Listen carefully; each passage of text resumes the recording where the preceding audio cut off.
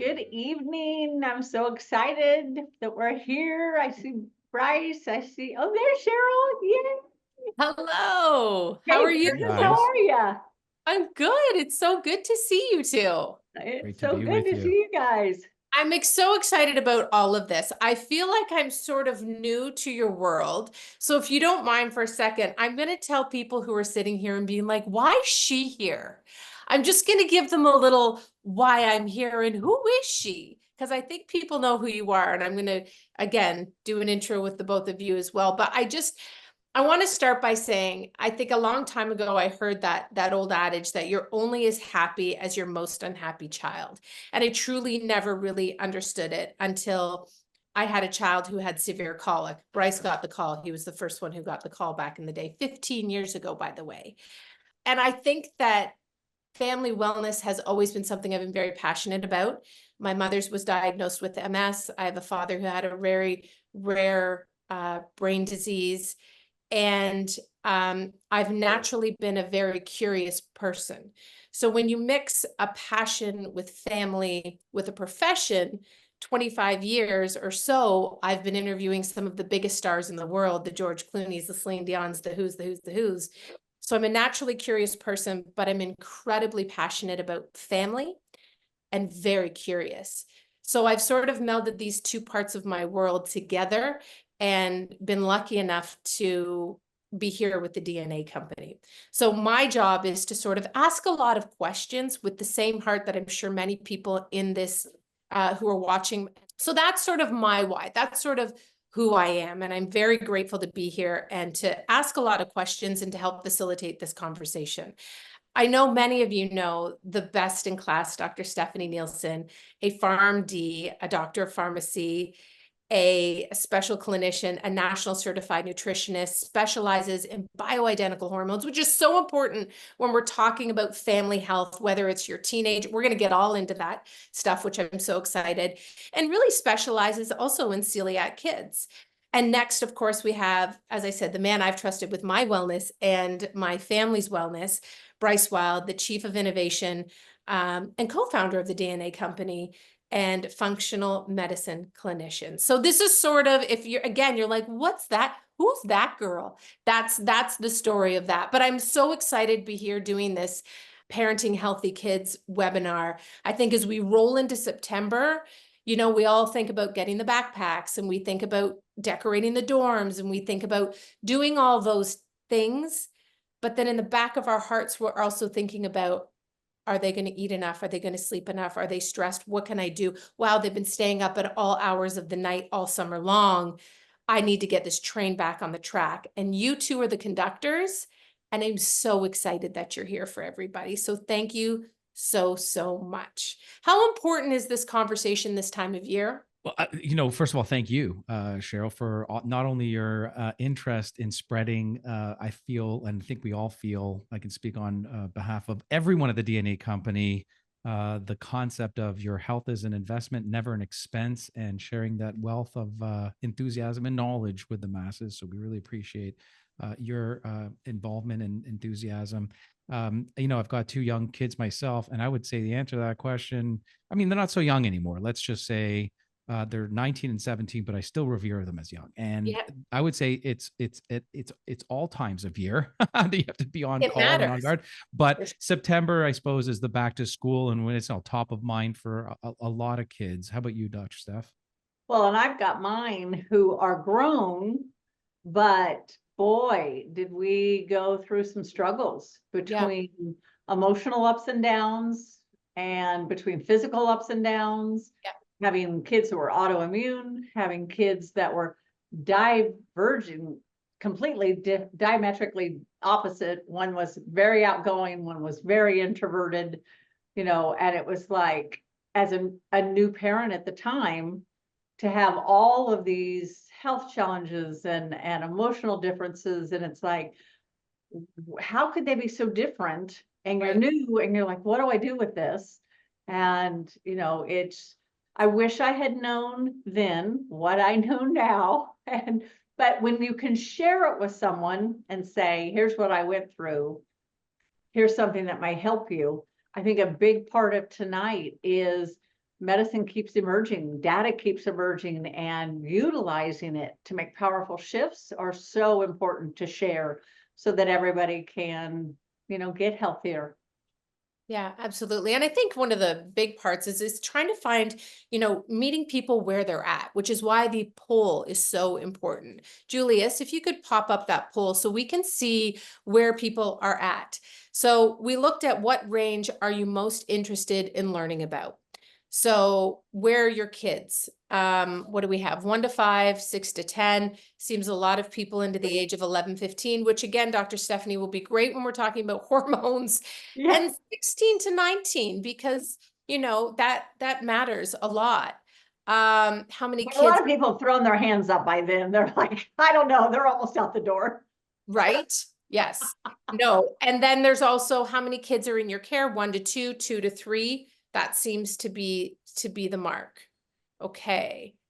What else can we see here? Which aspects of your child's health do you find most difficult to manage?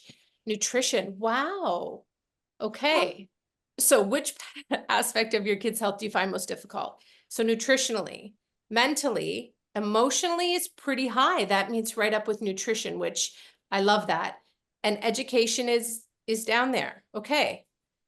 That's really good. That gives us some good parameters. Do your children from any of the following, or do they suffer from any of the chronic conditions? Obesity and diabetes, 25%, depression and anxiety, 44%, ADD and ADHD, 25, and others in the chat. Okay, so I think this gives us a great, sort of an outlook of where we need to go, right? I want to talk about, I think from the beginning, the importance of holistic parenting. What would you define as holistic parenting, first of all, Bryce? I would say to that end, the mantra of what we revere as now, functional medicine, an area that we take special interest in, most of the clinicians within the company.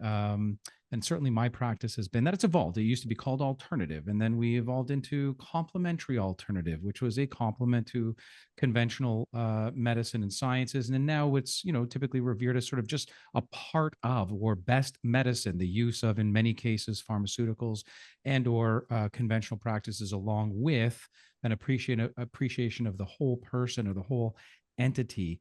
And I would say, in echoing that sentiment, it is the concept of the child's mental, emotional, spiritual, and environmental well-being. Right. So that holistic concept is appreciating all of those pieces of the pie and addressing them, such as even the poll addresses. And it's, although there are some, significant outliers there, I would suggest, the majority of folks have an almost equal distribution on certain challenges with all aspects of those segments of the pie. Yeah. Dr. Stephanie, for you, what would you call holistic parenting, or how would you define it? I like what Bryce said about the whole person. It Right. is the whole person, and it's not just the pediatrician or the neurologist or the psychologist or the nutritionist. Literally, it's what is the home environment like? What is the school environment like? What are they putting in their body? What are they not getting out of their body? I see so many kids who put a lot of carbs in, but then they can't poop, they can't get things out.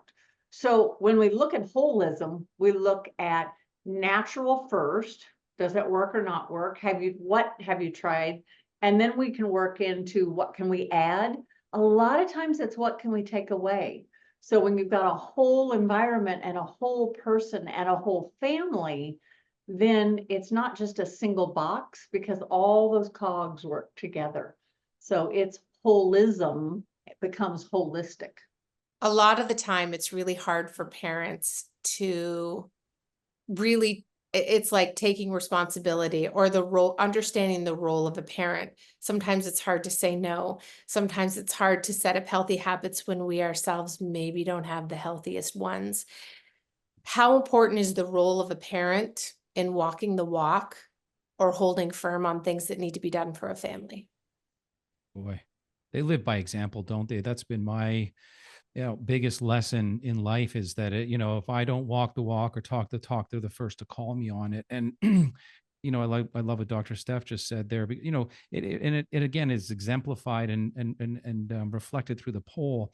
A lot of folks have challenges with their children with nutrition. Maybe second to that, I think I remember mental, emotional health and wellness. So, I mean, they're bombarded with, refined carbohydrates, fast foods, et cetera. But again, I think if you understand and acknowledge that children are young people, they're just very new to the world, but they should still be, raised as autonomous, in control. And the only way they're going to get there is through example. And that's really what I'm coming full circle to is if you don't walk the walk and talk the talk and, you're not healthy and you're not eating well and you're not exercising, then why would you ever expect them to? And, what I found really interesting early days, actually, Cheryl, you and I go back, as you already mentioned, well over 15 years. Our initial encounter was really TV land. And I think you brought the cameras into my clinical practice at the time. And one of the things, I don't know that it was, what you were doing at that time or it was another show, but one of the things I remember mentioning is having some pretty good success with infertility. And this was, in my first 5 years of practice. And really all I was doing was helping women focus on detoxification. So to Dr. Steph's point, some of this is about removing from the person, young, or in this case, the parent, the mother who's looking to get pregnant. And that concept of detoxification just yielded, I mean, it was almost as if I was running an infertility clinic. It was so successful. So focusing on detoxification, success, and I still to this day, I see now these 20 and early 20s patients that I was treating their mothers for infertility, I believe it or not, today. So anyways, quick anecdote. You're old is basically well, what you say. You said you're I'm not sorry. old, but I'm I just- dating myself. Yeah. So the point is that, by treating the holism, the idea of this individual and maybe removing toxins allow them to then bring a life into this world. But then I was going to say this journey with each of these children, of course, all my young patients in my clinical practice, one of their challenges was throughout the ages, nutrition. And especially for that age group that we're really going to focus on, particularly the, early, school years, right? The nutritional side, because they're exposed to so much. Bringing them into not just exemplification, so seeing mom and dad and what they're doing, the family and what they're eating, but allowing them to experience some of that control and autonomy. So here's what translated really well for my patient base, the parents, and even through the children when it came to nutrition. The concept was eat a rainbow. And in order to eat a rainbow, red, orange, yellow, green, blue, and purple every single day, standards, and this is just government, we should go beyond this, half a cup for each of those categories and each vegetable, believe it or not, every single day. And there's a solution to this, but allow the child, especially in early days, to experience the responsibility of shopping. And that whole concept that we talk about a lot is, exploring outside of the center of the grocery store where all the processed packaged foods are, sort of the produce and fresh meats, fresh dairy, fresh produce. Fresh produce is where they get to choose whatever they want, as long as they're matching for all the colors of each of the colors of the rainbow for both fruits and vegetables. And they can then have the responsibility of auditing the fridge. You tell them, hey, what are we out of? If it's purple, which by the way happens to be one of the most important, or green, add it to the list or tell mom or dad about it. Hey, we're out of purple grapes, my favorite. Then that allows them to experience not just the, I should be eating a rainbow, but now we're out of this rainbow and it's on me to go shopping with mom and dad and make sure that ends up in the grocery bag. So, having the child, engage with you, the parent, I think was one of the most successful things I ever saw translate in clinical practice. So on that hook, before I get to Dr. Stephanie and you feel the role of parents, something that I've done recently with my kids, and it's a game. I say, you've got 10 minutes to walk the kitchen and pantry. I want you to notice what we're out of. You just notice the things we don't have. You're noticing. We head to the store, and now I say, go find what you notice that we need. And it's also creating habits. So then when they're not under this roof and they're making decisions for themselves, it becomes second nature, and it's not always us having to provide the guidance. So it becomes secondhand. So that's a good something that if parents can do, you can do that even with your littles, like even 8, 9, 10 years old, and start getting them involved in. So that's a good tangible stuff. Dr. Stephanie, how important do you think it is that parents really, we have to step up and we have to see ourselves for what we are and our responsibility in all of this? Well, it's interesting. I think that everyone should raise a dog first. And depending on how successful you are with that animal, you'll get a license to have a kid. Because I see so many people having kids, but then they don't take responsibility for their own behavior. So let's think about this. When you see a well-behaved dog, you tell them to sit, you tell them to heel, you tell them, and they listen. It's because you've spent time and you've really interacted, and they know that interaction. When you see kids in a store that are screaming and throwing fits, like you said, it's hard because you're so embarrassed as a parent. You're like, just give them what they want to be and quiet. But what you just did is you reinforced negative behavior. So what my mother used to do is and then I would do, is I would walk in and say, you will get this privilege when we're done, but there is no begging or whining or whatever. If there's something that you see that you think we're out of, you can ask me, do we need this? Can we get it? But if you're like, oh, we're done. We will leave right then and there, whether we have our food or not, and we'll leave. So if you set a parameter before you go in, but I love what Bryce said about, let's pick the rainbow. You're the purple today. You're the green today. I did for the kids, okay, we need more green vegetables. What do you want to try? What sounds good? So then we would go look at all the green ones. We could make this with cheese sauce. We could make this with ketchup. We could make this with butter. And it was like, oh, peas sound interesting, or this sounds interesting. And then we would go home and try it. And we'd try it 2 or 3 different ways. Maybe we'd have cooked carrots. Maybe we'd have raw carrots. Maybe we'd dip them in barbecue sauce. Maybe we'd dip them in ranch. But they got to try. Ranch. Always ranch. Always ranch. Yeah. Always ranch. Except we have a food allergies with dairy, so we had to switch to No ranch. No, Yeah. no ranch. Okay. But you can have ranch-ish flavors Yes. without having dairy. So we had no thank you helpings. So what's a no thank you helping? And this is great for the whole psychology of a child, the nutrition of a child, and the development of a child.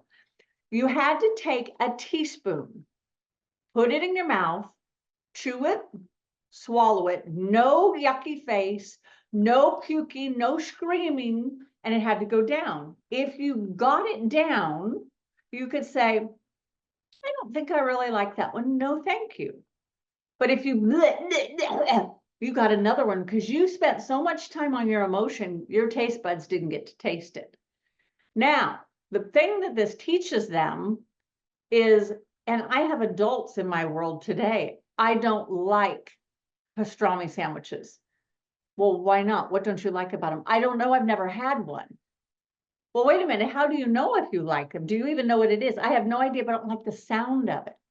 Okay, well, is the sound more important, the nutrition more important? So then if you go to someone's house and you take a bite and you're used to meatloaf a certain way, or you're used to salmon a certain way, and it's different, you don't go, instead you go, I'm not as hungry as I thought I was. You set your fork down because you have so much practice with no thank you. But it takes a child 7 exposures before they actually even know whether they like it or not.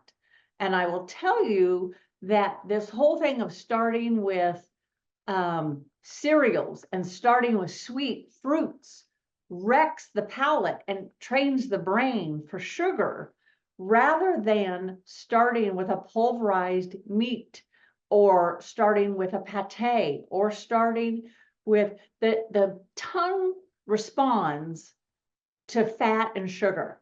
I would rather them have a healthy fat over a ton of sugar, because we don't want to train that brain early. So if you have a pea, which is a sweet vegetable, if you have a carrot, which is a sweet vegetable, but if you also have broccoli that's been mushed up, hey, we're having little trees. Does the trees have snow? And then they go in the ranch. You can make a game of things that they have concepts of that train their brain. Oh, I like little trees with snow on them, and it's no longer broccoli or healthy or whatever else. But I also really love that you acknowledge and give the kids the respect of being like, okay, once you try it and you don't give me the face, I respect your feelings on X or Y or Z. I think that's so important. One of the things I've always thought is that with kids, no matter what age, there are some who treat children as though they're less than and that they don't have autonomy and then they can't make choice or they don't have big feelings and that it's just come here, I'm the boss, da, da, da, da, da. And there are places where in safety moments, those are absolutely necessary. But I have found with both of my kids, and I'll give this example I'll just tell this little story. We were at Shoppers Drug Mart here in Canada, and my son decided he really wanted this thing from Shoppers. And he sat down on the floor and he started to cry. He might have been 4 or 5, and he was given it. And it was a production. It was like Broadway, we are on. And I was like, okay. And I know we needed to go places and do things. And I thought, you know what? I'm just going to sit here. He's having big thoughts. So I put my purse on the floor, crossed my legs, sat there, and I just looked at him. And he cried and he cried and he cried. And he eventually stopped after a little bit and looked at me and he said, what are you doing? And I said, well, it looks like you're having a lot of feelings about XYZ. And I'm just going to give you a minute and we're going to calm down. And then we're going to talk about why it's not something we can have right now. Da, da, da, da, da. And I always equated it with giving kids, even when they're young, the respect you would give with a friend who's having a hard day, or giving a teenager who has hormonal moments, or a woman who's in menopause or perimenopause, and everything seems really big, but true, and giving them the same respect. And I noticed those incidents became less and less and less because there was, I understand the parts of the brain and the rationale, it's still developing and growing, but we created a pattern so that he understood. And I think also giving kids agency is just super important. So just that little part. So what you also did, and this is so related to the DNA and so related to their brains, is you set up a pattern. And then as he was having this trauma, because it was traumatic for him, then you have these neuropeptides that are formed and you have this cascade that goes. And if it is mom is safe in this traumatic moment, I can be heard in this dramatic moment. Now, some of the kids who have the DNA where they may have a flood of neurotransmitters and then they whisk them out quickly, recover quickly. I react, but I can also recover quickly. So I'm great in emergencies. Kids who have neurotransmitters that stay around, they flood and then they can't pull themselves together. Well, how helpful would it be to know, do I have a flooder that can recover quickly, high in, high out, or, this stays around forever? Because you made it safe for your kid to process, and you also gave them a chance to recover so that they could regroup and go, I can do this. So, you did so many things right that then allowed them to grow. So when they can do it out of control at 4, then they start to gain some control and they can monitor. But they get in out of control again when they become those teenagers and those hormones are going, because you will kind of see some of it revert. If they were a hard toddler, they may be a hard teenager, unless they've developed some of those coping mechanisms and ability to self-monitor. But you helped really show them, you're important to me, I'm going to stop. And then the next time they go into that same flood goes, but it floods in and they go, hey, this is not the end of the world. I can get through this. And the next time it gets shorter or less frequent, or shorter or less frequent. Because the more we traumatized, then the bigger the flood gets. But if we're not traumatized, the flood becomes less and less and less, and they keep themselves in control. Well, and it's a lot easier to do with whole foods than it is when we have all the artificial foods that are flooding our brain and over causing a lot of this flood and stuff. Well, just, we were going to go into nutrition right away, but I think because you're here, and let's talk about the mental health and emotional well-being. Is there a lot that we can learn from genetic expression for our kids? Oh, Bryce is a master at this. Bryce, start running with this. I'll just support and make, I'm going to take notes. I would say it would be a great place to maybe carry the conversation before getting into the, nitty gritty of recommendations around specifics in nutrition and supplementation. First, to frame this up, here's what's interesting. DNA never changes, right? We know this, right? This is just, it's hardwired. The cards you get from mom and dad or what you're dealt starting day zero, which is really, in conception in utero. But what's the most compelling and interesting, I think, revelation of our time is that you can manage genetic expression. This is within the realm of epigenetics. And what parents that are listening in have to really appreciate is where they can't change their child's DNA, nor would they want to. It's a very special being. It's a reflection of mom and dad. You can manage better some of these, nuanced challenges or suboptimal emotions or, nutritional deficiencies and gaps. And by the way, I'm not talking about, we'll get into this, poor nutrition through poor diet choices. I'm talking about genes that suggest you could actually never achieve the level of vitamin A, vitamin D, certain amino acids, et cetera, through the most perfect diet. That's genetic. So you can't change that DNA, but you can intervene on it and you can manage your DNA, your child's DNA, to the point where, and here's what I really want to underscore, because it's a slogan we picked up at the company for the last little while. You can, and why wouldn't you ever want to, change the day your child dies. That is to say, without knowing their playbook and how they respond emotionally, and we'll get into that right now, you literally are, maybe robbing them of a expanded health span, extra healthy years onto their life, not just more years, extra healthy years and a higher quality of life. So I say all that to preface because I think mood, behavior, executive function, we refer to this at the DNA company, is so important to understand about your child because it's how we approach them. It's how we train them, educate them. It's how we, reprimand them or, we lay down the law, if you will. And if we're not doing that in a way that is, as to Dr. Steph's, eloquently described concept around, being a flutter, for example, or some quick, individual child that, that releases neurohormones very quickly. These are two different children. They're polar opposites, and how we should approach them are in fact very different. And you can have one of each, as Dr. Steph talked about, in the same family. So let me paint a picture of Danny. Danny is one example. Danny is a very adventurous and impulsive child. Okay. So Danny's driven by this need for high stimulation, high activities. His genetic makeup predisposes him to seeking out thrilling experiences in the schoolyard, maybe, which could ultimately also lead to risky behaviors.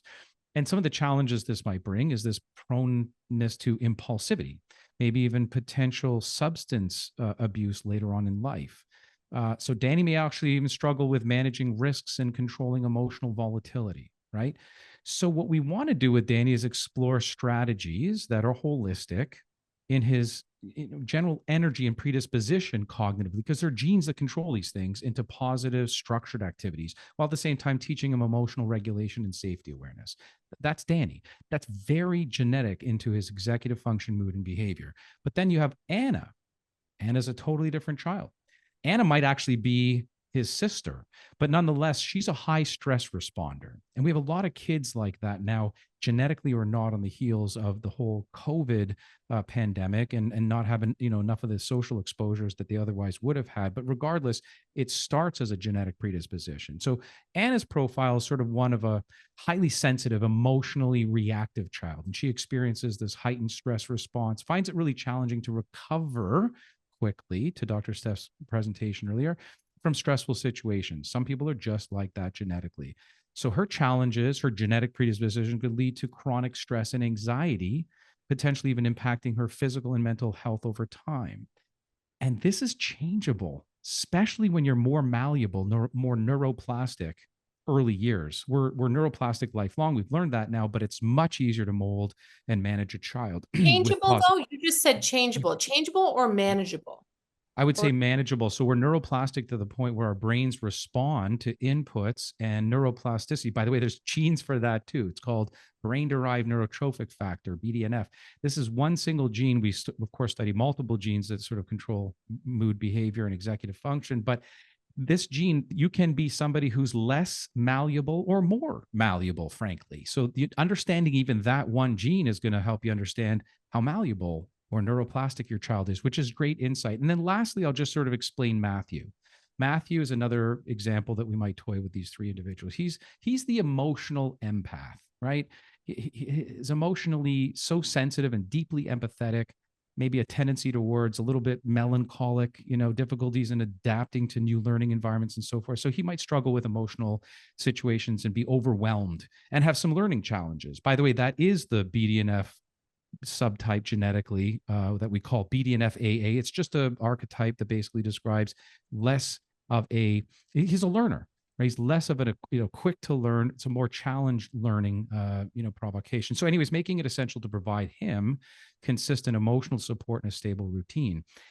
And then to this earlier point that Dr. Stephanie was describing, imagine understanding if your child was Matthew, Anna, Danny, or some derivative of that, and then approaching them, interacting with them, meeting them where they're at, that child at any age. It's a child manual, the one we've all been looking for. Well, and here's the brilliance. Okay, ready? So this is a little bit of, the DNA company rhetoric here. Okay, so you can't change that child's DNA, but you can manage its expression, right, through diet, lifestyle, exercise, psychology, environment. What more holistic way to first, to your point, Cheryl, understand your child's manual, that's instruction manual.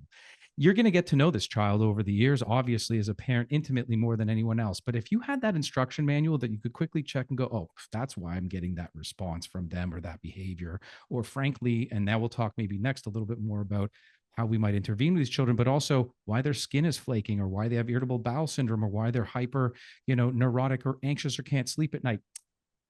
I think it's a disservice to a child to not have this instruction manual and to understand how to not just add healthy years to their life, but to be able to be the best parent you can possibly be. So I think we also need to acknowledge too, that while there is the genetic component, and Dr. Stephanie, I'm sure you'll speak to this, there's also situational things that kids become anxious, or they've been in situations where things,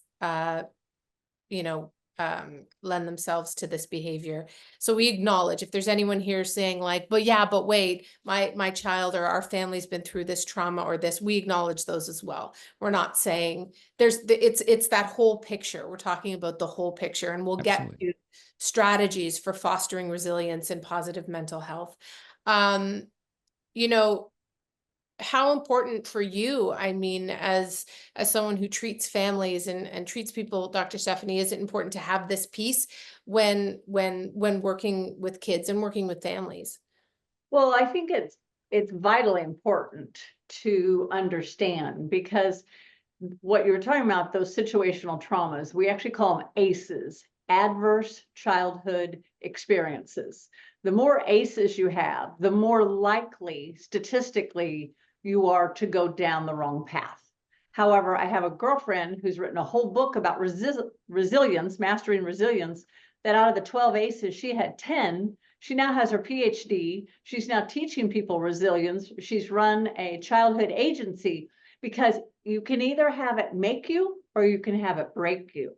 So in her DNA profile, she has the resilience, and she used that to turn it around. So part of understanding a child's ability to recover is, like, if I look at my DNA, I don't have addictive tendencies. So I might play with something and I love it for a short period of time, but then I don't love it when I'm on to the next thing.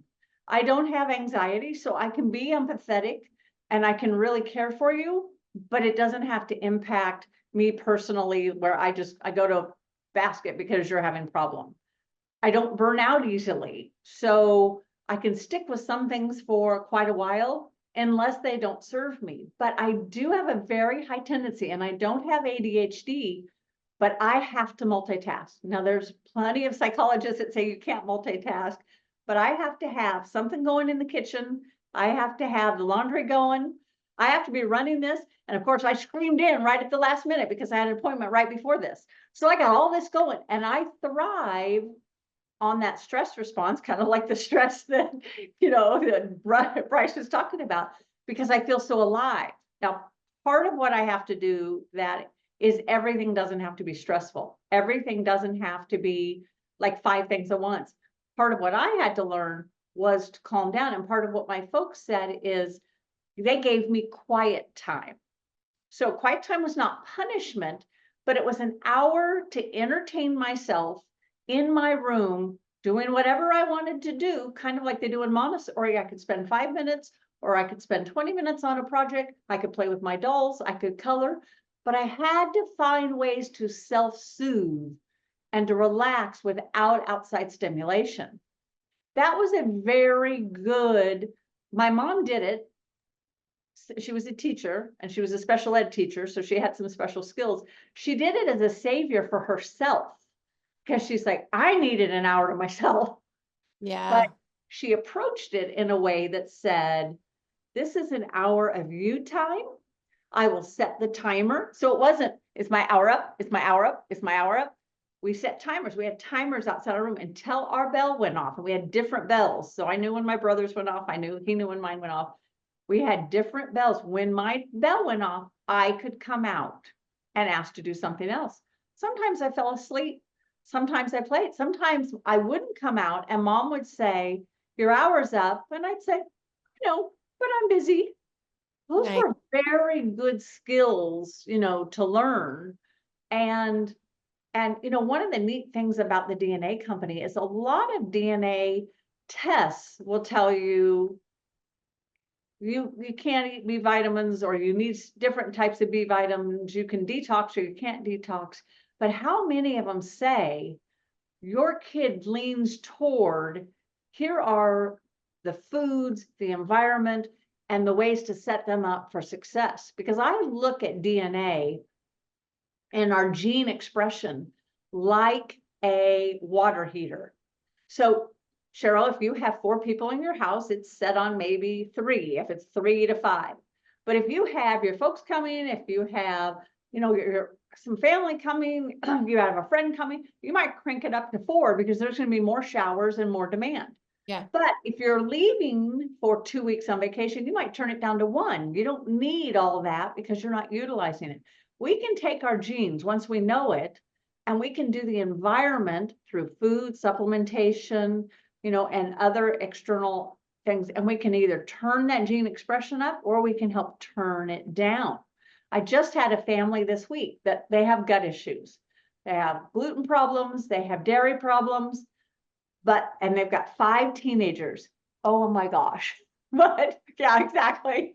So, but 2 of the daughters have lost massive amounts of weight because they're very autonomous with gathering their food and taking care of feeding themselves.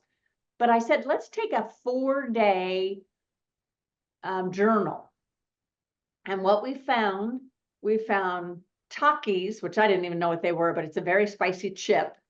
They had pepperoni pizza, they had peanut M&Ms, and they had like McDonald's. Now I looked at them and said, what part of that? Name one thing in there that is a real food, that you can pluck it from a bush, that you can dig it out of the ground, that you know where it came from. And they're like, So we talked about having, and with kids, you've got to start slow. 1 live food at each meal. Yeah. Okay. So all of a sudden, they actually liked eggs. So we were going to have hard-boiled eggs, and we were going to have a crustless quiche that they made at home, and it was ready, cold or warm. And they could also have leftover dinner from the night before. Well, lunch, they were going to have a sandwich they made at home, or we talked about 3 fast food places. One of them was a Chick-fil-A, that they could have a grilled nugget instead of a fried nugget. And then at home, mom agreed to take a crock pot or an Instapot, throw stuff in the morning while she went to work. But when came home, there was food that was ready. It took 3 days, and the stomach ache stopped. So at the end of the first week, the girls were like, we're doing so well. They decided they'd all order pizza in. That night, they were doubled over the toilet again. And they said, maybe we really can't do this. And they made the decision, I don't want any more. Mom, don't bring that into the house. Let's look at other options. And they sat down as a family and said, I like this, I like this, I like this. And they redid their shopping list on foods that were quick, easy, efficient, but fit their profile of what the family could eat without getting sick. Now, I will tell you, 5 kids, 2 parents, they've got 7 in that house. All 7 of them are on this new diet. It's not a diet, it's a lifestyle. It's a change with their genetics. They all reported some progress in under a month, whether it's weight loss, whether it's less acne, whether it's no more stomach aches, whether it's bowels moving. How fabulous to look at the genetics, Yeah. to give them hard, fast, you can't process this, and to see this shift in 7 people. And Yeah. that I mean, that's so that's exciting. that's spectacular. And I think that it's something that, I don't know, it seems so obvious, yet here we are 2024. And for me, at least, like just having that discussion is still relatively new and would be new for a lot of people here. They're like, what do you mean? So I could, instead of just guessing, a lot of parenting is guesswork and trial and error and just doing your best. And this allows us to take some of the guesswork out. Of course, there's situational and all those things that are a part of it. So let's go back to hard and fast strategies for fostering resilience and positive mental health habits for kids. Dr. Bryce? Right. And I love to use grounded examples. So I suppose we could easily talk about Anna, that high stress responder. She could be 7, 8, 9, 10, around that age category. A lot of folks are having questions about, so not infant, of course, it's a little more challenging, but this genetic profile I described a little earlier is very much that, anxiety, stress predisposition. So the way we look at this genetically, to give people a flavor of what even genes are going to tell us, there's a gene called COMT by acronym, COMT. Okay, we affectionately refer to, but it stands for catecholomethyltransferase. This gene can actually tell us whether or not somebody is more likely to be a warrior, that's with an A, or a worrier. Okay, like Anna. So her variation, a couple of letters, is an AA variant that tells us that she's more likely prone genetically to be a worrier. Her activity with this enzyme and the speed at which she, let's call it, uncouple or metabolizes catechols, which is dopamine, adrenaline, noradrenaline, is on the slow side. Okay, so it breaks them down slow. Secondly, she may have a gene responsible for serotonin called 5-HTTLPR. The language we use would be a double S, okay, short allele for this, what's called insert and deletion. So she's sensitive. This decreased serotonin transporter efficiency is lower. It leads to a lower serotonin availability in her brain, which can heighten sensitivity to stress and these mood fluctuations, okay? And maybe thirdly, it's more complicated than just 3 genes, but this gene called MAO, or monoamine oxidase, okay? Her letters assignment would be TT in this case. So she's more of this sort of tempest.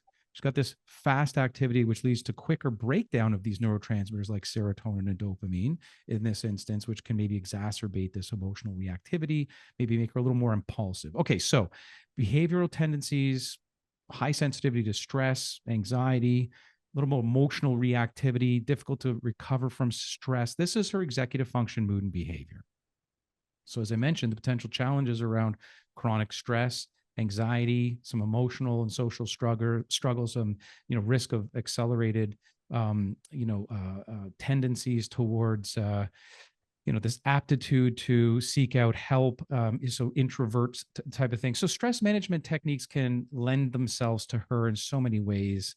Mindfulness and relaxation, we talk a lot about, but what's a grounded strategy for a child of this age? So you can introduce these practices like deep breathing, guided imagery, heart rate variability, progressive muscle relaxation, all kinds of techniques that is lifestyle, right? Then there are routines and structures we might talk about as clinicians that are helping guide a family, or in this case, a child, by establishing consistent daily routines that include, time for relaxation and fun. So that time Dr. Steph had where she was asked to take time out, right? That was a strategy her very intuitive and smart parents had to address what they didn't even know, by the way. It was her genes at the time, but very intelligent. So predictability can help, reduce the anxiety by creating the sense of security and stability for Anna. And then, cognitive behavioral therapy, if we want to engage other, because you're only as good as your best referral. So if we encounter somebody who's, of this predisposition, then there are recommendations around engaging a child therapist trained to help in, Yeah. cognitive behavior, for example. Then there's the nutritional support. And I don't want to, belittle that, because it's a huge aspect of where we might come from. So serotonin boosting foods, right? Ingredients, supplements that we might introduce to a child, even at that age, that might help boost serotonin.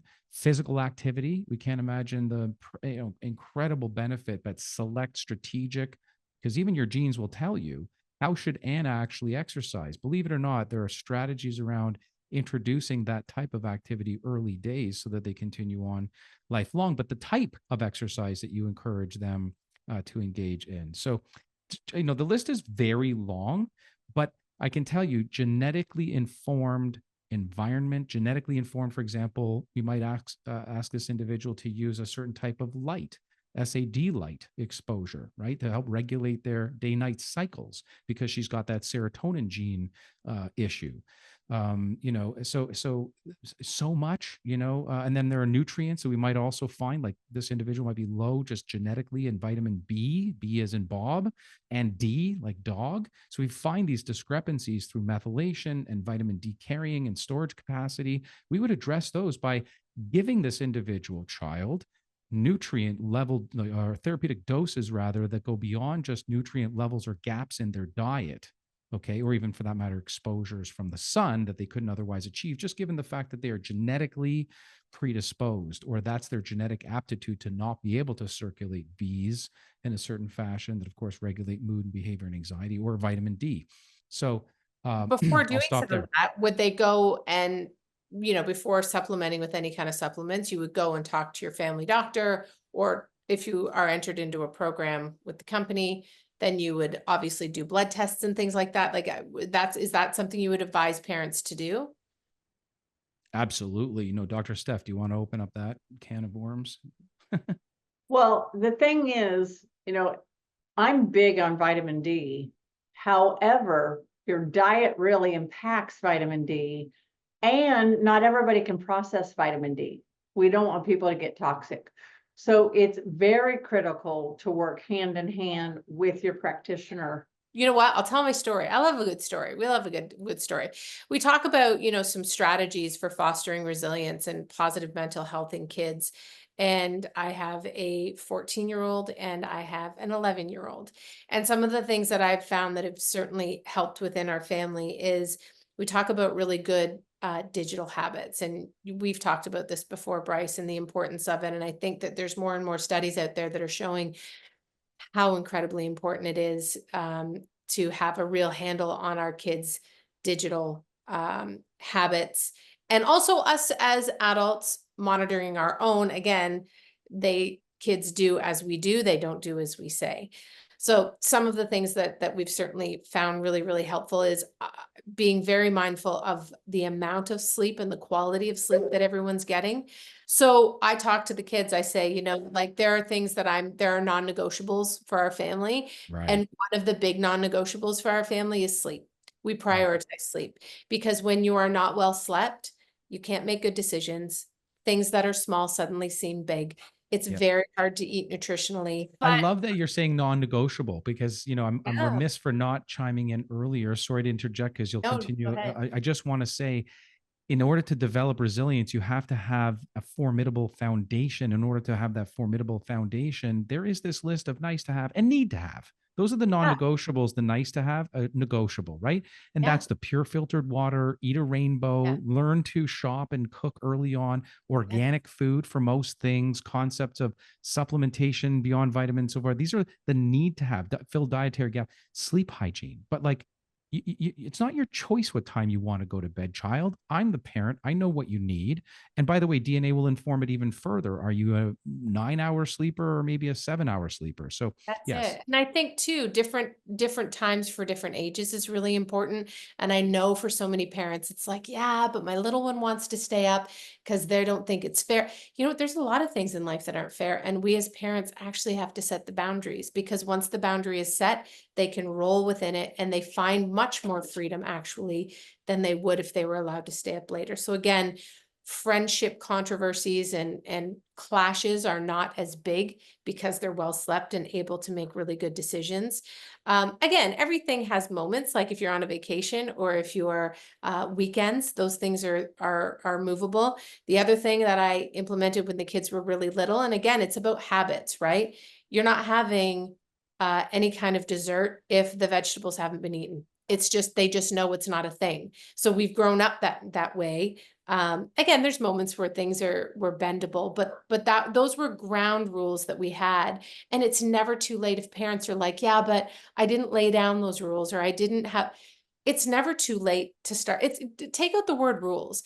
It's never too late to create a new foundation. It's a foundation for growth, right? And once you know what your child needs with the manual, I'll keep calling it, it's up to us as the adults, as the caregivers, the aunts, whoever's taking care of the kids, to look at how much sleep they need, what sort of nutrition really works for their body, how much activity they're getting, and really taking a look at the digital habits and what sort of effect it's having on their mental health.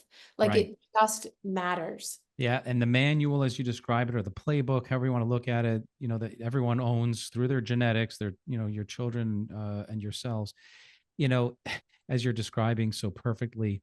it- but the magic is this. At any given time, you're right, you can implement that foundation, but the magic is, given who you're communicating to at any age or stage, to know the best way in which to communicate these foundational implementations, rules, whatever you want to describe them as, is to literally know what's going to, or how it's going to work best for this person. So there's the, how does somebody do with their vitamin B and D and E and A and all these different letters? And then there's the, how can they be communicated to in the most effective way that as a child they will learn and listen and most likely grow up to be the most effective, productive member in society. And that's what mood and behavior and executive function, one sliver, by the way, of our reporting system offers. Yeah. And we do have a question here, Dr. Stephanie, if you don't mind, maybe taking a look at this as well. Linda says, my 13-year-old granddaughter she's had some really tough situations, we're going to say. She's been struggling with not able to open up to counselors. She has some anger issues and high need for friends. She thrives on carbs. I don't keep drink in the house, but she finds it and inhales them. So it sounds like, there's a lot going on there. What is one strategy maybe you could help Linda with, to get her granddaughter on a really good path? Okay, so Linda, you have a lot with your hands, so God bless you for, taking this challenge on. First of all, carbs have no shut off. Okay, so a lot of people, they take a carb is a starch generally, and you get a quick upswing in your blood sugar, which feels really good for people. And then you have a quick dump. So that's why they grab and grab and grab for them, because they have a very satisfying immediacy. If you have DNA, if you understand DNA, the AMY1 gene are people who process their carbs very rapidly in some cases. And so carbs are their friend. Now, the interesting part of that is the only thing that creates satiation, meaning I feel satisfied, is fat and protein. So I understand that you keep a lot of the carbs out of the house, but are you using healthy fats and healthy protein with her? So whether, again, it's an egg omelet and not a bread product with it, whether it is a morning meat along with that bread, or along with, maybe they want to use an egg salad or a tuna salad or something in a fresh tomato. there are ways to have those healthy carbs that will cause the body to calm down. That doesn't mean that she can't have treats, but part of the need to be with friends is she believes the friends will accept her, and all the friends are going through the same thing. Oh yeah, my parents suck too. Oh yeah, this is gross. Oh yeah. So they get reinforcement. But as we know, a lot of the friends that we have at 13, we don't have as we get older. So as you know, when you raised, her parents, that it's that steadfast, it's the consistency. It's the consistency and the calm, but it's getting her to say, find an area that's a hot button for her. Maybe she's got acne. Do you want to clear up your acne? Let's eat foods that'll clear up your acne. Maybe she's got a little extra weight on with too many carbs. Maybe she's having problems with periods. Find a problem she wants to solve.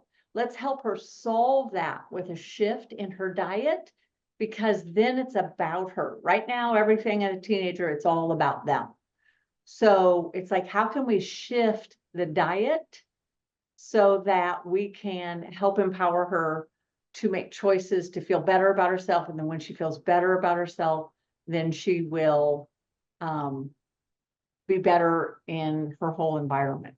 Does that make sense? If I could add, and this is going to help a lot of folks, I think one of our most masterful siloed reports that we offer the DNA company is a good understanding as to how hormones work in the human body, whether you're male or female. And this is, of course, age 13, puberty, discovering her 13-year-old granddaughter's hormonal pathway genomically could add invaluable insights as to how we may or may not tweak toward optimizing those hormones, through diet, nutrition, lifestyle, et cetera. I think that's really important. Folks understand that we do a really good job at understanding the hormonal backbone to any individual. And this starts again, age 0. But then, to your earlier point, Cheryl, the need to have, nice to have. So Dr. Steph just described the need to have nutritional and psych component. There's the non-negotiable need, because if you could put exercise in a pill, you're probably going to solve 60% of what ails people out there in terms of mental, emotional angst. So daily exercise, non-negotiable. Finding ways, group activities. So there's a high need for friends or acceptance. Finding, group activities that she enjoys, sports, teams, whatever, art classes, youth groups, whatever that is. And then addressing sleep issues. I just had to throw that in there. Sleep hygiene. We talk about this all the time. This environment, lack of devices and exposures, just before bed. That's non-negotiable.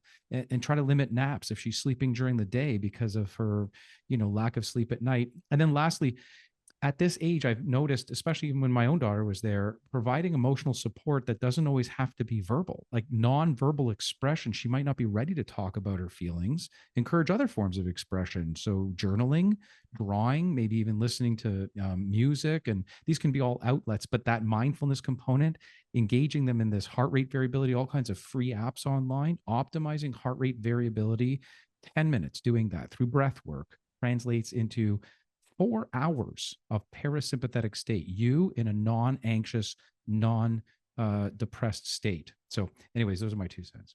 And one of those things too that I think has been so incredibly helpful. I don't know about you, Bryce, but with teenagers, because I'm new to the teenager land. But one of the most powerful pieces that I've found is, when they're expressing a feeling or a thought or a big moment, I will pause and listen, and I'll say, are you looking for me to help you solve this? Are you looking for me to just listen? What are you hoping to get out of this? Right. Because sometimes when, as a parent, you want to interject, you want to fix it, you want to get in there, especially as kids are going back to school. There's high anxiety. There's a lot of feelings around friends. Where am I going to fit in? Am I going to know where I'm going? Is all these things. And sometimes when a parent gets in there and they're barfing out all these tips and tricks, it's too overwhelming for a brain that's already in fight or flight. And sometimes, a lot of the time I'm learning, they just want me to listen and absorb. Right. Excellent point. And here's the deal. At the DNA company, we have incredible, experts within their own right, within children and family health, and clinicians, like Dr. Steph. And so to your point, sometimes as parents, what we have to do is take a step back, because sometimes they're not willing and ready to listen to us. In fact, that's part of our evolutionary genetic backbone, is to start to hate our parents to prepare ourselves to leave the roost. That's just a matter of fact. But here at the DNA company, and you know what? We have the opportunity to pull our CEO, Tracy Wood, in for a second. Here's the thing. You can offset as a parent who's having struggles and difficulties onto us. We offer an incredible personalized approach, a precision program that, if Tracy's available, just to quickly, briefly tell everyone here who's joining us tonight about, this is an opportunity to get not only your children, but your entire family onboarded to figure out what those nuances are, genetically informed, and then activate a precision personalized approach to this potentially problematic child or child with issues. So Tracy, if you're available, I'd love to pull you in just to talk about our precision program at the DNA company. Yeah, Dr. Wild, thank you. I am here. I'm not going to turn my camera on because my tattoos are showing. I'm just kidding. So I knew I'd get that face out of Dr. Nielsen. So yeah, you know what? We do have a precision program, and precision really is an awesome test, if you will. It's in beta. We are going to work with a maximum of 2 families between now and the end of the year, and that can be any compilation of parents to kids, grandparents to kids. And then we're taking 5 minors. So that is anyone under the age of 18, generally over the age of 10, anyone under the age of 14. We require the parents to be present at all sessions and all encounters. So precision is designed, like you said, to meet people where they are. And we have a lot of kids that have issues like what Dr. Nielsen was talking about, what Cheryl's talking about, anxiety, depression, issues with their periods, issues with their hormones, things that they don't want to talk to their parents about.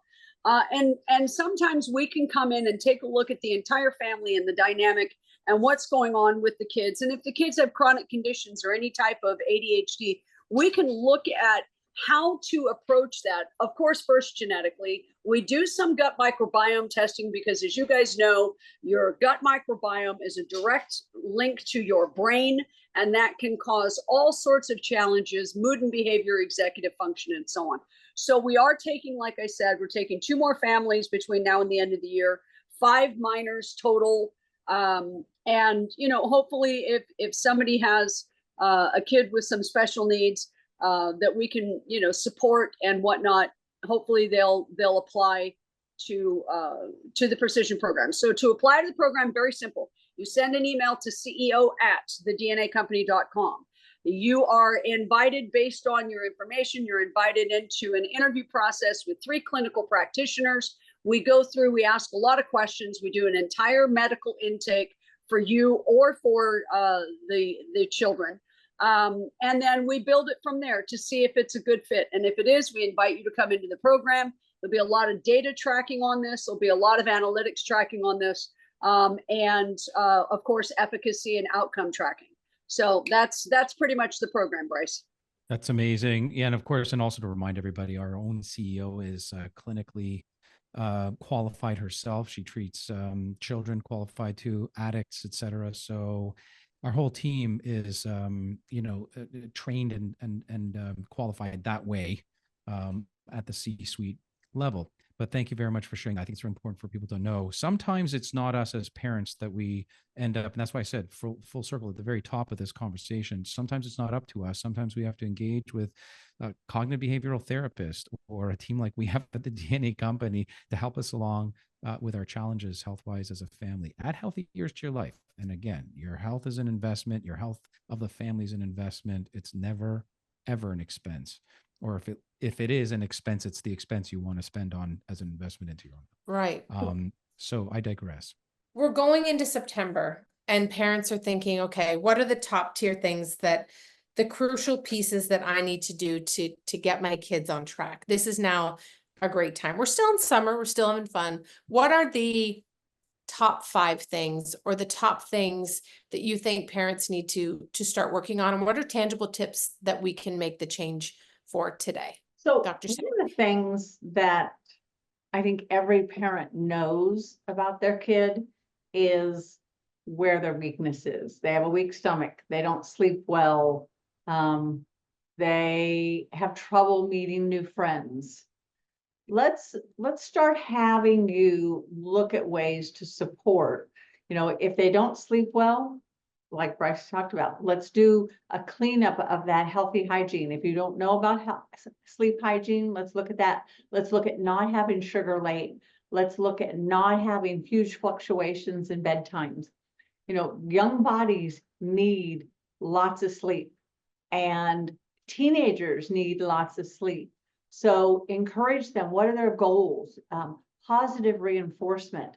You know, if we can get you to bed and you can feel better, you'll do better at school, you know, some of those kind of things. But if you know they have a weak stomach, then start having, what are the things that make you feel the best? Don't just say, what do you like as far as foods go? What make you feel the best? Or let's look at some supplementation, whether it's a vitamin or whether it's a protein shake, or whether it's, you know, something along the line where, you know, we can stabilize blood sugars, we can stabilize mood by having these nutrient dense foods that allow us to really, you know, support a kid. It's funny, they say on all the test days, okay, here's the big test day, have them have a good breakfast, have them have, don't have a donut, don't have, you know, ho-hos, have, you know, a solid bowl of oatmeal with nuts and stuff in it, or have eggs and bacon. Well, why is it just state test days? Why isn't this every day? Let's do nutrient dense foods, because every day should be special.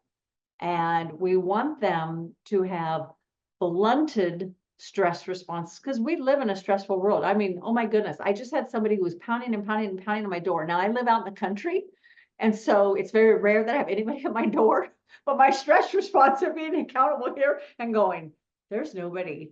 And now it was a delivery person and I had to sign, so he wasn't going back into town until he got me. But I was like, my stress response just went through the roof, you know? But it's like, okay, all right, I've also learned to modulate, so I'm back. And it's like, okay, I can get back in flow.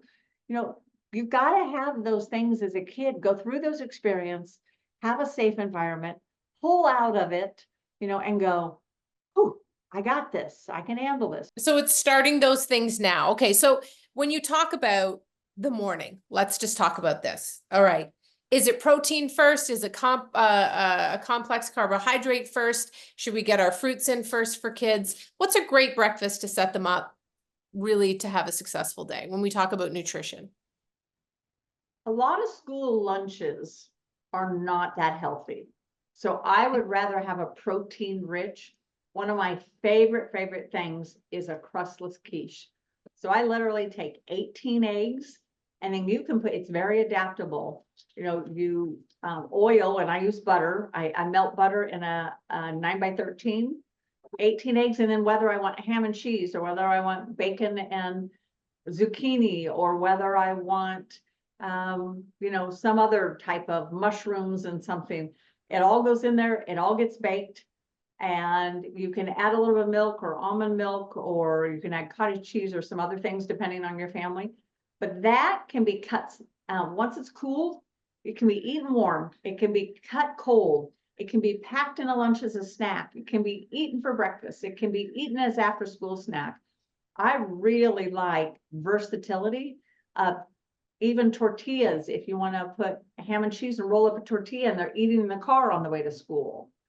I really like things that can be quick, that the kids can manage themselves, but that literally will give them some sustainability. Because a lot of times they don't want to get off the playground to go in and eat, or the only thing they have at school is a pizza, or they have the thing that they can buy, just an apple and a cookie.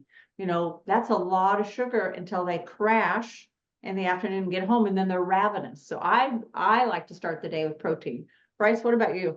No, I couldn't agree more. And here's a fast and quick recipe for everyone out there. It's a 2-to-1 egg to banana flourless pancake. Who doesn't like Love pancakes? those. Love. You know, you add a little bit of, cinnamon in there, and that helps to regulate the blood sugar, and maybe even a scoop of vanilla protein, whey, natural as possible, organic. They are incredibly healthy, fluffy, and they're going to manage the blood sugar through. But here's the wonderful thing: at the DNA company, one of again the silos within the nutrition investigation that we do identifies the macronutrients that best suits the individual. I mean, we're talking all ages and stages. So Great where do we information. create that sort of division on the plate, right? The carbs versus protein versus fats. We can actually get a ton of insight for your children and the whole family by looking at DNA first. So DNA inspired nutrition is the name of the game. And of course, all the other micronutrients, Yep. that is to say, what is otherwise, most likely to going to maintain being low in that child's current state and even into the future, and so addressing that as well. I heard or we answered a question that was sort of at the end. I'm not sure if you There are saw. some questions here. Yeah. Yeah, we can get into them. And just before we go to those, and also too, when you talk nutritionally for kids, having that, instead of staying up, one habit that we've implemented again, and I've learned it from other people, is not having the kids, if they have a test the night before, staying up, burning the candle. And nothing's going to go in past your brain past 10 o'clock. You study, you do what you need to do, but then your brain needs to relax and absorb, because you won't perform well if you're not well slept. It would be more advantageous, from what I understand, is to get more sleep than to prioritize the cramming, because your performance will be affected, and your nutrition going hand in hand with that sleep equals success. And getting a handle on that in late August for kids, I've found, is really a great tool, right? And food prep, do food prep, cut your veggies, cut your things, bake your meatballs on a Sunday. So it makes it so much easier for them to grab and go as they pack their lunch, or if you're still packing, that, they can have some good choices, right? Cheryl, I'm going to tell you something anecdotally. So when I got done with my pharmacy degree, I had 16 hours of professional examinations. It was 8 hours one day, 8 hours the next day. So of course I had studied, got a good night's sleep, did well the first day, got in the second day, and I was going, "Blah!" And I got into one of my sections and I just lost it. I was so overwhelmed. I literally put my head down and I fell asleep in the middle of my board exam. I had a proctor come over and wake me up after 10 minutes. Are you done? Are you just resting, or do you need to finish? I was just so in overwhelmed mode. I went, oh my gosh. So I woke up, finished the test. What section do you think I did the best on? The section I fell asleep and cut myself short, because I woke up, and without that stress response, it was just get in, do your best. Yeah. You know what? And I kicked it. The other ones that I had prepped for and stayed up late and worried about, I mean, I still did well overall, but the one that I aced was the one where I napped for 10 minutes during the test and woke up and finished, because we're not saying slow. during your test, but I love that analogy. And I also think this is another thing, and we're going to get to the questions, I promise, is that at least in my generation, nobody really taught me how to manage my time. And as a person who tends to, like you, Dr. Stephanie, have many things going on at the same time, like that fires me up. I quite like that. I know that not everybody operates that way. And I always in high school had a really hard time prioritizing projects and understanding, like I really struggled with that. And so with my kids, I really taught them how to use an agenda and have a calendar that's on the wall. And I've got two very different kids in how they receive that information. One needs it right in front of them, one doesn't. And so genetically also, can that test sort of tell me how I can help my kid manage their time, or manage, I don't even, executive function? Like, what is that? Well, one of the things you just suggested was that, everyone should cut off at 10 o'clock. And where I would say, as a general rule of thumb, that is appropriate, because cramming is no good for everybody. The same way that, Dr. Stephanie earlier suggested that most of our brains are not attuned to be able to do multiple things at once, right? So, it's a rarity. Optimal sleep is not about the hours you clock on the pillow. It's about the depth and quality of sleep you get. So not everyone needs 8 hours. So to that end, DNA is going to identify whether somebody is more likely to be successful through cramming, whether they'd be more likely to only require, 6 to 7 hours versus 9 to 10 hours of sleep. What Mhm. kind of learning are they, an emotional, are they a visual, are they a tactile, are they an auditory learner? So I'm going to come real full circle here because you described it, September's approaching, children heading back to school and transition into new routines, et cetera. Crucial to prepare in a way that supports their overall health and well-being is to understand their genetic aptitude. That's more important than anything else. Then Okay. to your point, establish the consistent routine, set Okay. that regular sleep schedule, morning and evening routines, nutrition and meal planning, organizing, the house and preparing food preps, et cetera, mental and emotional health support. All these Yeah. things are key. But how do we do that? In what way do we approach that child A versus child B? And Right. frankly, even understanding yourself. And that's holistic, that's individualized, personalized medicine at its best. And it starts with the DNA 360. Let's go to some questions because I Questions, think there's okay. some real good ones Yeah, that and then- people it will help a lot of people. My daughter was born with severe dyslexia and suffered from anxiety. I was told her anxiety was at the same threshold as someone who experiences chronic pain. Now she suffers from severe RA. Did the anxiety manifest into RA? Thoughts? So I'd like to take that one because that's autoimmunity, which is one of the areas that I focus on because I have a family that has a lot of autoimmunity. Okay. So Carol, the thing about autoimmunity is you can carry a gene, i.e. my family carries the celiac gene, but not all of them have celiac. Some do, some don't. There's usually an emotional component that triggers and turns that gene on. Once they've had that emotional trigger, then you've got to down-regulate the gene. So a lot of anxiety could trigger the autoimmunity, which would then, in her case, represents as RA.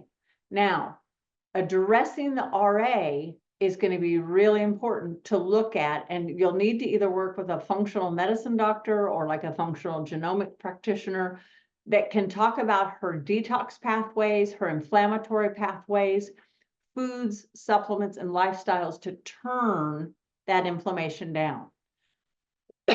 So we can modulate autoimmunity by making sure that the body is given the food sources and the fuel sources that it needs to repair and not be in a more inflammatory condition.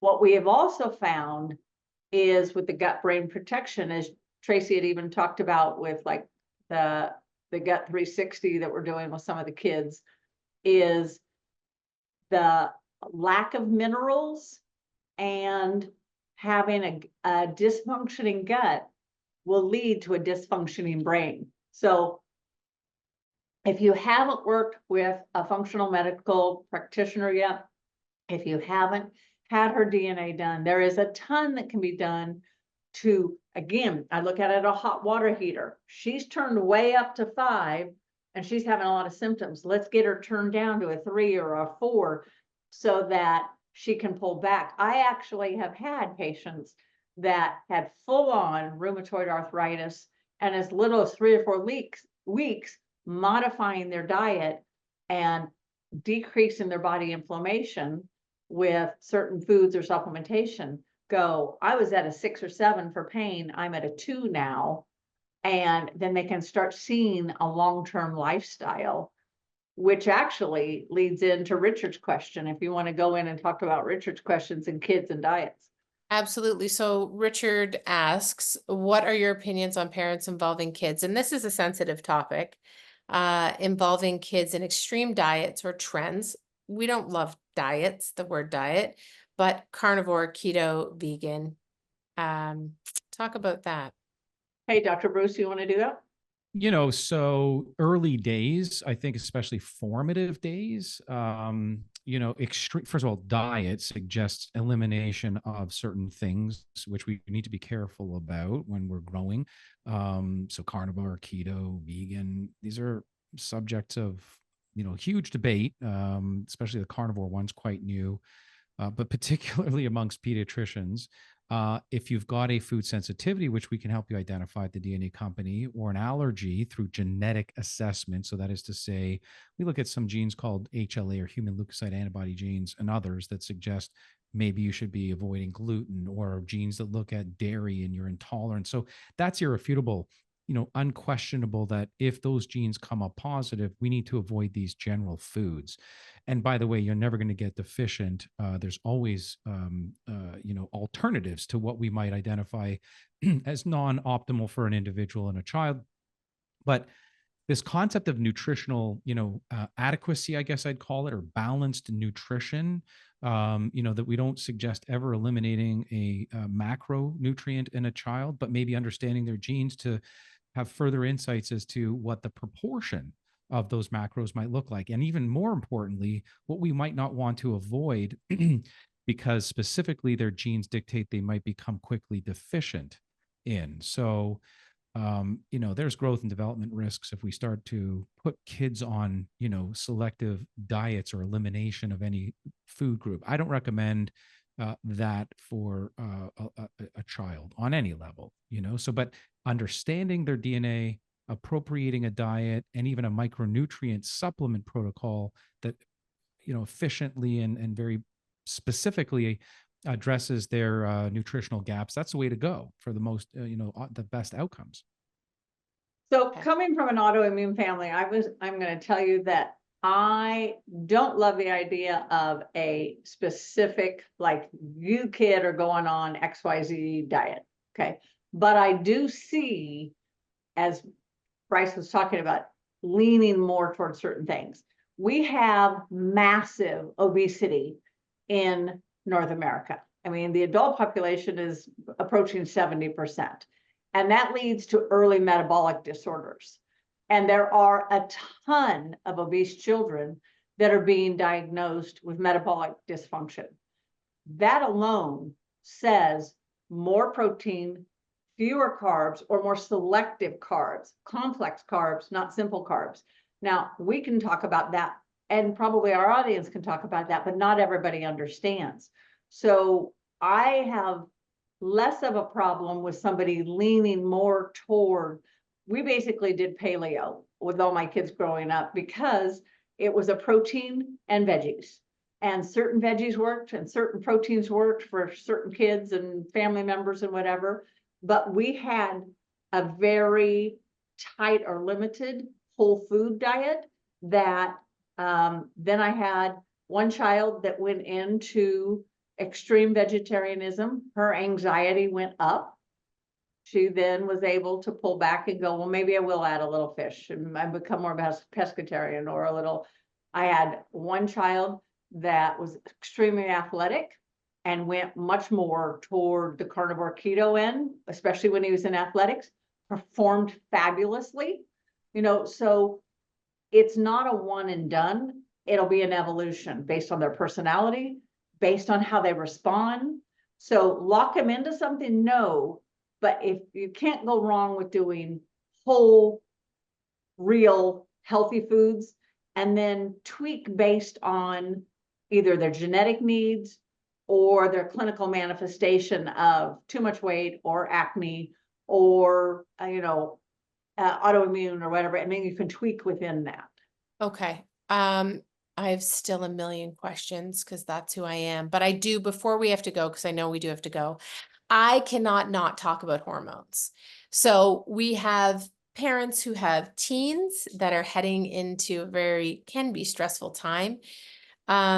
And I've even heard parents say, are there any supplements that can help kids with their hormones? And I know there's a lot of controversy around supplements and people are very, very passionate about it.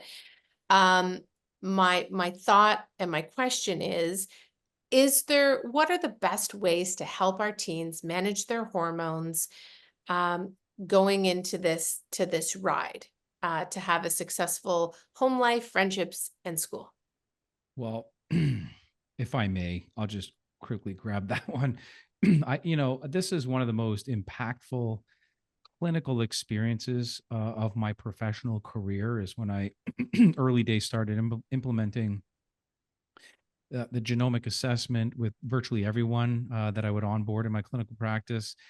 And at the time, not so much now, but at the time, we were heavily focused on Lyme disease, which is the great imitator. It's the great mimicker of all diseases. Lyme is, of course, a bacterial infection you can get from a tick bite, and a lot of other ways now that we think we might, get it. But at the end of the day, it presents in this very unfortunate plethora of conditions: extreme malaise, joint pain, brain fog, loss of energy, some deep fatigue, kind of like chronic fatigue, fibromyalgia. Anyways, very, very a mess of symptoms. Anyway, a huge cohort of young women. I mean, we're talking about, from early puberty, adolescent through to maybe early 20s, you start seeing more and more of them because we're getting such great success of supposedly diagnosed Lyme disease. So what we were doing is looking at their detox pathways, everything we do at the DNA company, looking at their nutritional panels, micronutrients, et cetera. Hormones was part of that, is always part of that panel. It's the foundation, and provides credible insights. Anyway, what we were finding was a majority, serious 9, maybe even 95% of these individuals were what we affectionately refer to as estrogen dominant. That is, their hormonal pathway led to this higher production than average. Everyone produces estrogens, rather, males, females, so forth. Everyone produces testosterone. But these women were of the variation of estrogen dominant, lots of estrogen production. Okay. There's a phenotype to this, a genotype to this. But also downstream, they didn't clear estrogen as effectively as they otherwise could. Okay. Estrogen toxic is how we refer to these individuals, and they don't metabolize and clear it out of their body as efficiently as the average individual. So I'll tell you what, they had a diagnosis of Lyme, and most of us walk around positive Lyme titers, but we're not expressing the disease. So what differs? And there's a genetic backbone to this. Anyways, here's what we did in a clinical environment. Not suggesting anyone goes out and does this. I'm just saying, here's what we did with this cohort of about 50 patients, young females in their adolescence through to early 20s, diagnosed with Lyme. Okay, couldn't get help with any. They were just this chronic debilitation of symptoms. We did one thing.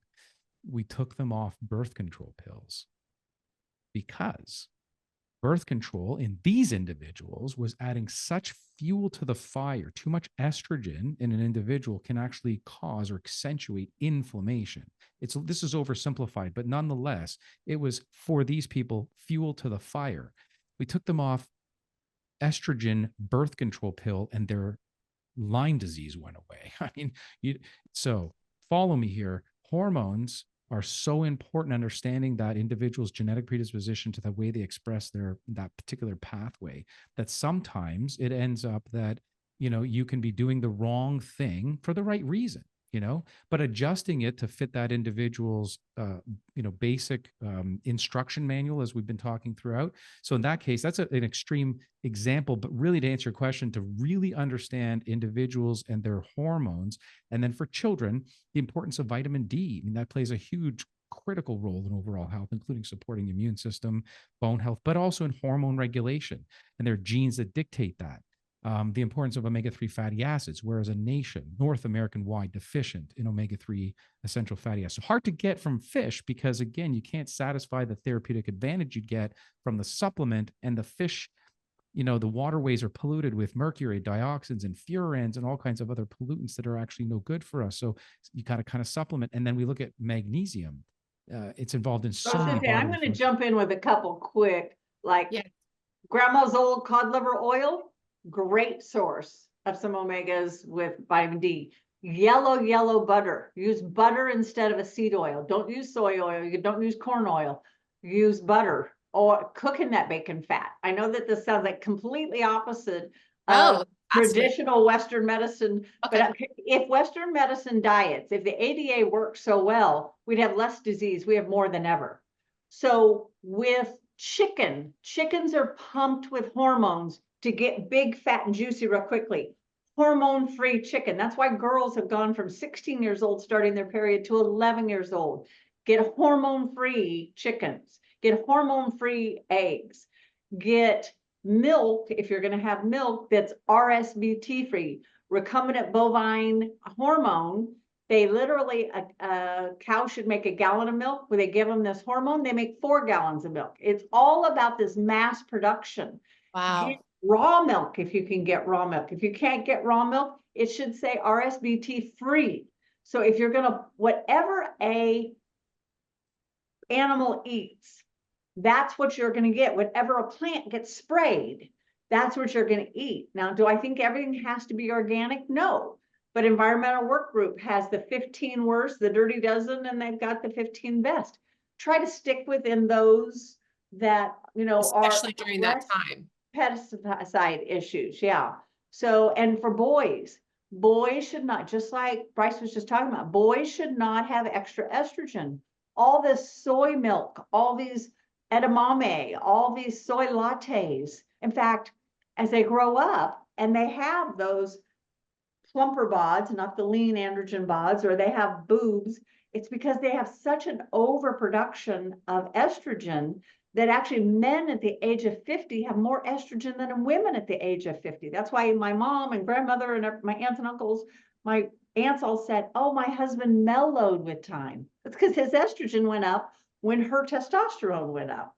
So we've got to remember these kids are being bombarded by hormone disruptors, by fake foods, by enhanced foods that's going to speed up and accelerate all their metabolic processes. So clean diets, food Okay, is the only fuel your body understands, and it's got to be as clean as you can handle it. Okay, so Cole's notes, organic if you can, look at the dirty dozen, hormone free wherever you can. We need to work on our sleep. We need to moderate our digital time, be aware of what we're taking in, be mindful of how we speak to ourselves, get a genetic test, know what you're predisposed to, and parents have some boundaries, and also allow yourself some grace because parenting's freaking hard. Absolutely. That's also okay. So if you are on here, everyone, if you would like to do this test, which I call the manual, but yes, this test, the DNA 360, you can use my code, which is Cheryl H. That's it, CHERYLH. I have so many more questions. Wait. What do I get if I What? use Cheryl H? Oh, 10% off. Oh, Is there that you right? go. That's a Yep. great back to school, back to, back to the grind initiative, everybody. And That's yes, right. But also just figuring out ways to make it more enjoyable as a family. You know, these years go by so incredibly quickly. And if we can live optimally together as a family and do it, I mean, it's just so important, you know, it's Progress over perfection. I Yeah. tried to be so perfect. That Did- only leads to problems. yeah, Progress. I Take one food out, get one good healthy bite, change one, get to sleep 1 hour earlier. Progress. Don't go for perfection, guys. Kids want to live in a happy home, not a perfect home. ooh, I Love love them. that. Love them, hug them, cherish them. It goes way too fast. That's I'd go right. back and I'd do it all over again. It was hard at the time. I'm like, I can hardly wait for them to be gone. Now as an empty nester, I'd go back and do it all again. That's right. That's right. Enjoy all the moments, be mindful with it. And again, thanks to everyone who's joined this webinar and anyone who's watching later. So thanks everyone, and we'll see you next time. great to Bye, be with you guys. all. Everybody, Cheers, guys. great job. Have a great night. Have a great Goodbye.